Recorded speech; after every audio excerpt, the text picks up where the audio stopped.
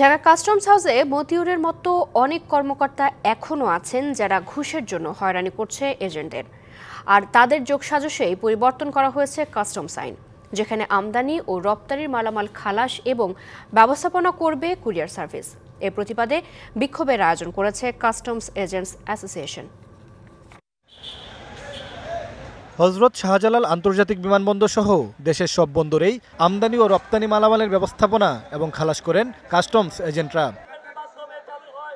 তবে নতুন আইনে এসব পণ্য খালাস করবে কুরিয়ার সার্ভিসগুলো। এর প্রতিবাদে শাহজালাল বিমানবন্দরে বিক্ষোভ কর্মসূচি পালন করে ঢাকা কাস্টমস এজেন্টস অ্যাসোসিয়েশন।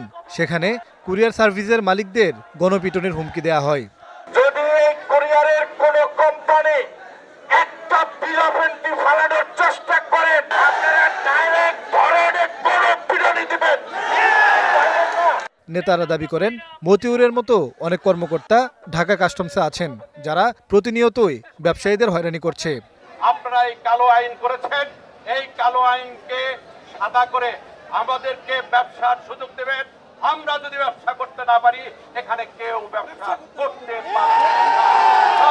আর সেসব কর্মকর্তাদের যোগসাজশে আইনটি করা হয়েছে, তাই শিগগিরই আইনটি বাতিলের দাবি করেন তারা। ৩০ জন লোকের কুরিয়ার সার্ভিসের ৩০ জন লোককে কোটি কোটি কোটি করার জন্য যে আইন তারা করেছে, এই আইনকে আমরা বাস্তবায়ন হতে দেব না।